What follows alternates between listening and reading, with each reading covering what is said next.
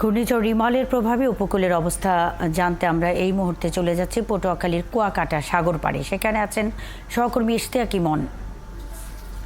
ইমন, কি পরিস্থিতি দেখছেন সৈকতে এবং আশ্রয় কেন্দ্রে মানুষ যাচ্ছে কিনা, কতটা গুরুত্ব দিচ্ছে সাধারণ মানুষ?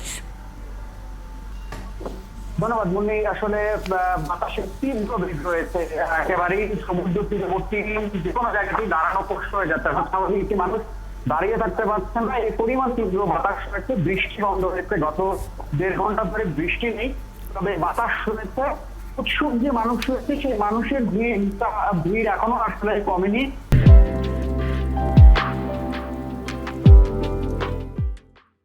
অনেক তীব্র বেগ রয়েছে, একেবারেই সমুদ্র তীরবর্তী যে কোনো জায়গাতেই দাঁড়ানো কষ্ট হয়ে যাচ্ছে। অর্থাৎ স্বাভাবিক একটি মানুষ দাঁড়িয়ে থাকতে পারছে না, এই পরিমাণ তীব্র বাতাস রয়েছে। বৃষ্টি বন্ধ হয়েছে, গত 1.5 ঘন্টা ধরে বৃষ্টি নেই, তবে বাতাস রয়েছে।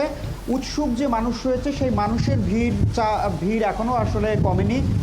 অনেকেই আসছেন আশেপাশের এলাকায় এবং পর্যটক যারা রয়েছেন তারা আসছেন, কিন্তু আশ্রয় কেন্দ্র পটুয়াখালী পুরো জেলায় 734টি আশ্রয় কেন্দ্র খোলা হয়েছে। তাতে যে পরিমাণ লোক আসার কথা ছিল সেই পরিমাণ মানুষ কিন্তু আসলে আশ্রয় কেন্দ্রে যাচ্ছে না। তারা একটু সময় দেখে তারপরে আশ্রয় কেন্দ্রে যাবেন, কিন্তু যারা এই দেখতে যাচ্ছেন তারা কিন্তু বিপদে পড়ছেন।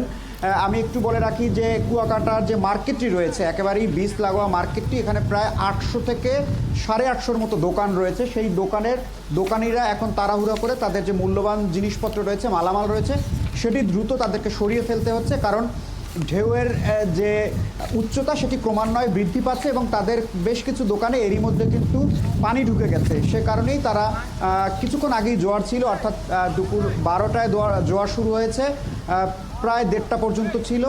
সেই সময় পানির যে চাপ ছিল তাতে তারা অনেকটাই ভয় পেয়েছেন এবং সে কারণে দোকানের মালামাল এখন সরিয়ে নিচ্ছেন। এর বাইরে দুটি ভ্রাম্যমাণ মার্কেট ছিল, অনেকটা একেবারেই বীজ লাগোয়া বীজের পাশে, তার অনেক মালামালই আসলে ক্ষতিগ্রস্ত হয়েছে।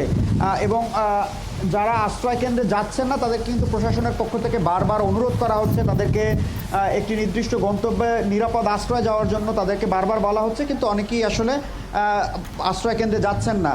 সন্ধ্যার আঘাত যদি এই ঘূর্ণিঝড় রিমেল আঘাত হানে তাহলে পরিস্থিতি খারাপের দিকে যেতে পারে। এখনও আমরা যে বাতাসের গতিবেগ দেখতে পাচ্ছি কুয়াকাটাতে, তাতে বেশ কিছু দোকানের এরই মধ্যে উপরে যে ছাউনি ছিল, টিনের ছাউনি, তা উড়ে গেছে, বেশ কিছু দোকান ক্ষতিগ্রস্ত হয়েছে। তারা ধীরে ধীরে বুঝতে পারছেন, কিন্তু সেটি যদি সন্ধ্যার পরে যখন আঘাত হানার কথা বলা হচ্ছে তখন আঘাত হানে তাহলে কিন্তু অনেক ক্ষয়ক্ষতি হতে পারে। সে কারণেই প্রশাসনের পক্ষ থেকে বারবার তাদেরকে নিরাপদ আশ্রয় যেতে বলা হচ্ছে, আশ্রয় কেন্দ্রে যেতে বলা হচ্ছে। আশ্রয় কেন্দ্রগুলোকে সেখানে থাকার মতো পরিবেশ তৈরি করা হয়েছে। সামগ্রিকভাবে মানুষের মধ্যে যে ধরনের আশ্রয় কেন্দ্রে যাওয়ার চেষ্টাটি থাকার কথা সেই চেষ্টাটি নেই। একই সাথে যারা পর্যটক হিসেবে এখন কুয়াকাটাতে আছেন তারাও কিন্তু বিচের নামার চেষ্টা করছেন, সমুদ্রের পানিতে গোসল করার চেষ্টা করছেন, যেটি ঝুঁকিপূর্ণ। ট্যুরিস্ট পুলিশ সকাল থেকে চেষ্টা করছে তাদেরকে বারবার উঠিয়ে দেওয়ার, কিন্তু তারা আসলে উঠিয়ে যাচ্ছেন না। এখানকার ট্যুরিস্ট পুলিশের ভারপ্রাপ্ত কর্মকর্তা আছেন, ওসি আছেন, তার সাথে আমরা একটু কথা বলতে চাই সরাসরি। আমরা একটু সরাসরি একাত্তর টেলিভিশনে আপনার কাছে জানতে চাই যে এখন এক লোক মারা গেছে, একজন পানিতে পড়ে একজন মারা যাওয়ার সংবাদ উনি হয়তো এখনই পেয়েছেন, ফোনে আছেন।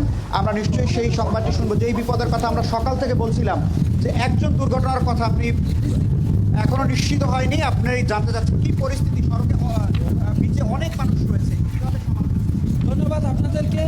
দেখেন, আমরা যখন গতকালকে শুনতে পারলাম যে এই যে রেমাল ঘূর্ণিঝড় 7 নম্বর সিগন্যাল, গতকাল রাতেই আমরা মহিপুর থানা পুলিশ, পাশাপাশি ট্যুরিস্ট পুলিশ এবং বিভিন্ন সংস্থার লোকজন মিলে আমরা গতকালকে এখান থেকে যাতে উদ্ধার কার্যক্রম শুরু করি।